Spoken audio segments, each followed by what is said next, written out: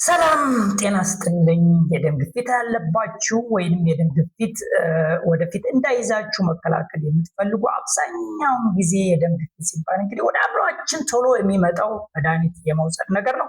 ነገር ግን መድኃኒት ሳይጀምሩ ወይም ከመድኃኒት ጎን ለጎን የደም ግፊት በከፍተኛ ሁኔታ የሚቀንሱ 6 የተረጋገጡ ተፈጥሯዊ መንገዶች እንዳሉ ስንቶቻችሁ ታውቃላችሁ? የደም ግፊታችሁን ከ15 እስከ 20 ሚሊሜትር ሜርኩሪ ሊቀንሱ የሚችሉ 6 ሳይንሳዊ ተፈጥሯዊ የሆኑ መንገዶችን በዛሬ ቪዲዮ በዝርዝር እንመለከታለን። እስከ መጨረሻው ድረስ ተከታተሉ። እኔ ዶክተር አዝመራው እባላለሁ። ቀጥታ ወደ ጉዳዩ እገባለሁ። እንግዲህ የደም ግፊት በመጀመሪያ ደረጃ የላይኛውና የታችኛው ምን ያመለክታል የሚለውን ስናይ የላይኛው ቁጥር ወይም ሲስቶሊክ ብለድ ፕሬሸር የምንለው ልባችን ደምን ሙሉ ወደ ሰውነታችን ሲረጭ በደም መላሾች ላይ የሚፈጠረው ከፍተኛ ግፊት ነው። ልብ ሲረጭ ያለው ማለት ነው። ይህ ሲስቶሊክ ብለድ ፕሬሸር የምንለው ነው። የታችኛው ቁጥር ወይም ደግሞ ዲያስቶሊክ ብለድ ፕሬሸር ደግሞ ልባችን በምትመታበት ማለት ከመታች በኋላ እረፍት በምታደርግበት ጊዜ እረፍት ሲደረግ ወይም ልባችን እረፍት ሲያደርግ በደም መላሾች ላይ የሚኖረው ዝቅተኛ ግፊት ነው።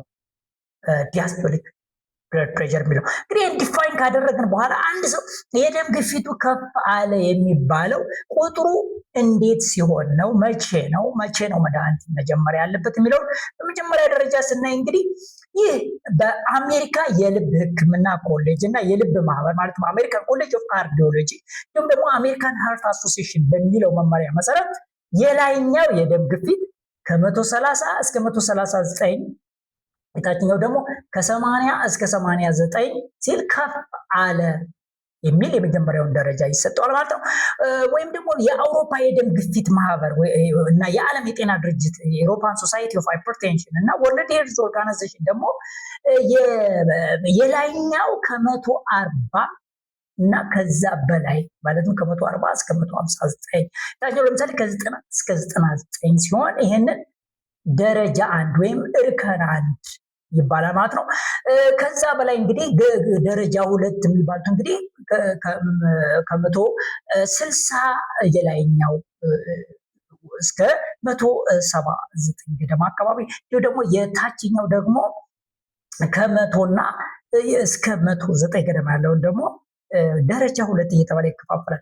ግን የዛሬ ቪዲዮ በጣም የበለጠ የሚጠቅማቸው እንግዲህ ደረጃ 1 ላይ ያሉት ማለትም የላይኛው የደም ግፊታቸው ከ140 እስከ 159 የታችኛው ደግሞ ከ90 እስከ 99 ሆኖ የልብ የኩላሊት ወይም የስኳር ችግር ከሌለባቸው ብዙ ጊዜ የሚደረገው የመጀመሪያውን 3 እና 6 ወራት የደም ግፊታቸውን በአኗኗርና በአመጋገብ ዘይቤያቸው በመቀየር ለማስተካከል ጥረት እንዲያደርጉ ይመከራሉ። ስለዚህ ይህ ቪዲዮ እነዚህ 6 ሳይንሳዊ ተፈጥሯዊ መንገዶች ይበልጥ ለእነዚህ ሰዎች ወሳኝ ናቸው። በእርግጥ የደም ግፊታቸው ከደረጃ 2 እና ከዛ በላይ ወይንም ደግሞ የተጓዳኝ የኩላሊት ስኳር የልብ ችግር ኑሮባቸው እንዲሁ የደም ግፊት መድኃኒት ለጀመሩት ከሚወስዱት መድኃኒት ጎን ለጎን እነዚህ ሳይንሳዊ መንገዶች በጣም ወሳኝ ናቸው። ታዲያ ውድ ተመልካቾቼ በእርግጥም እነዚህን በትክክል ካደረጋችሁ የደም ግፊታችሁን ከ15 እስከ 20 ሚሊሜትር ሜርኩሪ መቀነስ ትችላላችሁ። ቪዲዮውን እስከ መጨረሻ ብትከታተሉ እያንዳንዱ መንገድ በትክክል ስንት ሚሊሜትር ሜርኩሪ ግፊታችሁን እንደሚቀንስና በዕለት ተዕለት ህይወታችሁ እንዴት በቀላሉ ልትተገብሩት እንደምትችሉት በዝርዝር በዚህ ቪዲዮ ታውቃላችሁ። ለዚህ ቻናል አዲስ ከሆናችሁ ሰብስክራይብ በማድረግ ቪዲዮን ብትጀምሩት መልካም ነው። ቀጥታ ወደ ጉዳዩ እገባለሁ። የመጀመሪያው የዳሽ አመጋገብ የሄርት ሄልዚ ዳይት የሚባለው እንግዲህ ይሄ የመጀመሪያና በጣም ውጤታማ የሆነ መንገድ ነው። የዳሽ ዳይት የምንለው የዳያተሪ ሃይፐርቴንሽን ስቶፕ ዳያተሪ አፕሮች ስቶፕ ሃይፐርቴንሽን የሚባል አመጋገብ ነው። ምንድነው ይህ አመጋገብ? እንግዲህ ጥናቶች እንደሚያሳዩት የደም ግፊት ያላቸው ሰዎች ይህንን አመጋገብ በትክክል ከተከተሉ የላይኛውን የደም ግፊታቸው ማለትም የሲስቶሊክ ብለድ ፕሬሸሩ በአማካይ 5 ሚሊሜትር ሜርኩሪ መቀነስ ይችላሉ። የደም ግፊት የሌለባቸው ሰዎች ደግሞ ከ2 እስከ 3 ሚሊሜትር ሜርኩሪ መቀነስ ይችላሉ። ምን ማለት ነው? ዳሽ ዳይት የሚባለው ምን አይነት አመጋገብ ነው? አንደኛ በቂ የሆነ አትክልትና ፍራፍሬዎችን መመገብ፣ ሙሉ እህል ምግቦችን እንደ ቡናማ ሩዝ፣ ኦትስ፣ ገብስ ምናምን እነዚህ ሙሉ እህል ማለትም በፋብሪካ ተፈጭተው ደቀው ልመው ያልመቱትም ሙሉ እህል ከነ እናሰራቸው መመገብ ያካትታል ማለት ነው። ሌላው የቅባት አጠቃቀማችሁን መቀነስ፣ በተለይ ሳቹሬትድ ፋት ይዘት መቀነስ፣ የስኳር እና አጠቃላይ ስኳርነት ይዘትና ጣፋጭነት ያላቸው መጠጦች መቀነስ እንግዲህ የደም ግፊትን በ5 ሚሊሜትር ሜርኩሪ ላይኛውን ይቀንሳል። ሁለተኛው መንገድ የሰውነት ክብደታችሁን መቀነስ ነው። የሰውነት ክብደት መቀነስ በነገራችን ላይ የሰውነት ክብደትና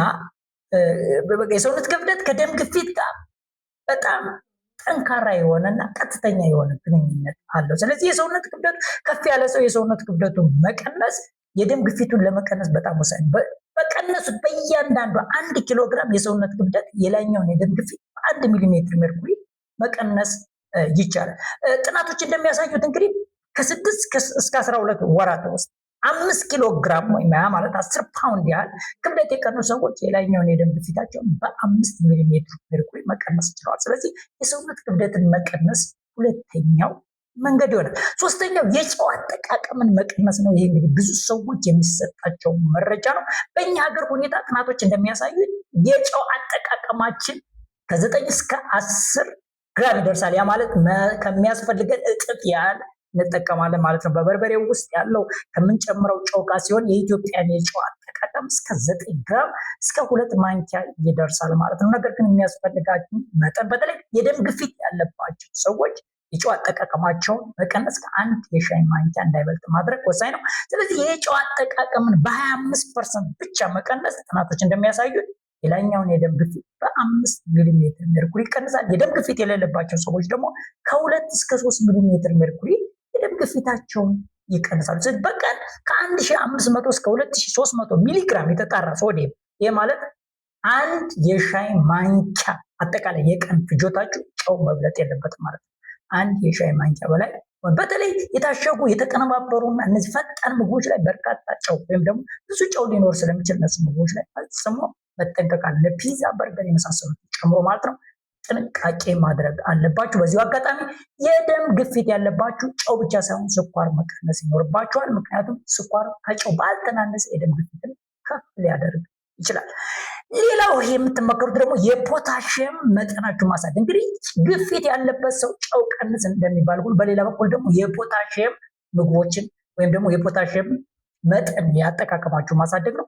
ይህ እንግዲህ ፖታሽየም በተለይ በአጠቃላይ በቀን ከ3500 ሚሊግራም የፖታሽየም ማግኘት በጣም የሚመከር ነው። የተለመደ ምግባችን ላይ በተጨማሪ 1200 እስከ 2000 ሚሊግራም ፖታሲየም መጨመር የደም ግፊትን ከ3 እስከ 5 ሚሊሜትር ሜርኩሪ ይቀንሳል። እንግዲህ ደምሩት ከላይ እየነገርኳችሁ ያለው ማለት ነው። ታዲያ ፖታሲየም የት ነው የምናገኘው ካላችሁ ደግሞ ብዙ ጊዜ የፍራፍሬ ምግቦች እንደ ሙዝ፣ እንደ አቮካዶ፣ ስፒናች፣ ድንች የመሳሰሉት ፍራፍሬ ምግቦች ላይ በብዛት የምናገኘው ስለሆነ ይሄ ፖታሲየም እንግዲህ ጨውን ከሰውነት እንዲወጣ በማድረግ የደም ግፊታችሁን በመቀነስ ትልቅ ሚና አለው። ስለዚህ የፖታሲየም አጠቃቀማቸውን ለመጨመር የፖታሲየም ይዘታቸው ከፍ ያሉ ፍራፍሬዎችን መመገብ በጣም ወሳኝ ነው። በዚህ አንጻር ደግሞ የኩላሊት ህመም ያለባችሁ ሰዎች ምናልባት የፖታሲየም አጠቃቀማችሁ ላይ ጥንቃቄ ማድረግ ስለሚጠበቅባችሁ እናንተ ሐኪማችሁን ማማከር ይኖርባችኋል። በእርግጥ በፖታሲየም በውጭ ደረጃ በሰፕሊመንት መልክም ፖታሲየም የሚሰጥበት ሁኔታ አለ።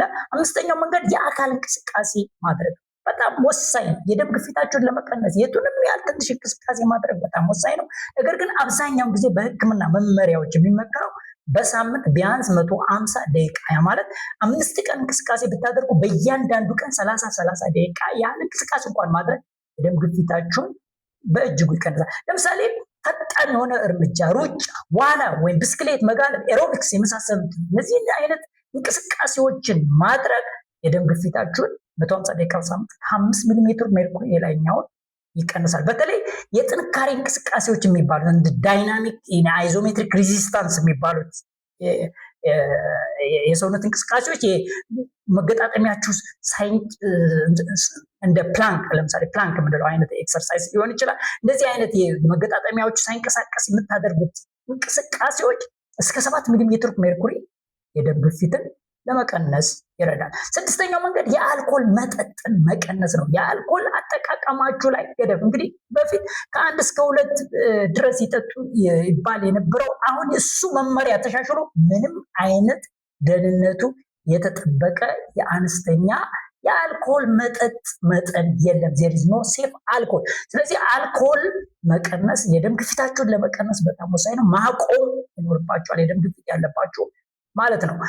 እንግዲህ በዚህ በተጨማሪ የሰው ጥሩ እንቅልፍ መተኛት፣ ጭንቀትን መቀነስ፣ እነዚህ ሁሉ እንግዲህ የደም ግፊታችሁን ለመቀነስ ወሳኝ። እንግዲህ ከላይ የነገርኳችሁ በሙሉ በጣም አጠቃላይ የደም ግፊታችሁን ለመቀነስ እንግዲህ የደም ግፊት ያለባችሁ ሰዎች የደም ግፊታችሁ ከምትወስዱት መድኃኒት ባልተናነሰ ወይም ከምትወስዱት መድኃኒት ጎን ለጎን አብሮ የደም ግፊታችሁን ለመቀነስ ይረዳችኋል አብሮ ማለት ነው። እንዲሁም ደግሞ በአኗኗር ዘይቤ የደም ግፊታችሁን እንድትቀንሱ የተመከራችሁ ሰዎች ደግሞ እነዚህ ምክሮች በጣም ለእናንተ ነው። ጠቅለል ስናደርገው የዳሽ አመጋገብን መከተል፣ የሰውነት ክብደት መቀነስ፣ ጨው መቀነስ፣ የፖታሽየም የበለጸጉ ምግቦችን ማካተት፣ በሳምንት ከ150 ደቂቃ ያላነሰ የሰውነት እንቅስቃሴ ማድረግ፣ አልኮል መቀነስ፣ ስትረስ ወይም ጭንቀትን መቀነስ፣ እንዲሁም ደግሞ ጥሩ እንቅልፍ መተኛት በአጠቃላይ የደም ግፊታችሁን ለማስተካከል ይህን የምታደርጓቸው የአኗኗር ዘይቤ ለውጦች የደም ግፊታችሁን ከ15 እስከ 20 ሚሊሜትር ሜርኩሪ ይቀንሳል። ለመሆኑ ይህ ማለት ምን ማለት እንደሆነ ታውቃላችሁ?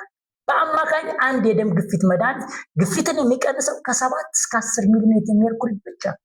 ስለዚህ እነዚህን የተፈጥሮ መንገዶች በአንድነት መተግበር ቢያንስ የአንድ ወይም የሁለት የደም ግፊት መድኃኒትን ያህል እኩል ይሰራል። ስለዚህ የደም ግፊት የደም ግፊት መድኃኒት እየወሰዱ ያሉ ሰዎች የሚወስዱትን የደም ግፊት መድኃኒት ለመቀነስ ይረዳቸዋል። በአንጻሩ ደግሞ ቅድም እንደነገርኳችሁ ደረጃ 1 ወይም እርከን 1 ላይ ያሉ የደም ግፊት ያለባቸው ሰዎች ተጓዳኝ ችግር ከሌለባቸው ባሉት 3-6 ወራት ውስጥ እነዚህን ተግባራት አቀናጅተው ቢያደርጉ የደም ግፊታቸውን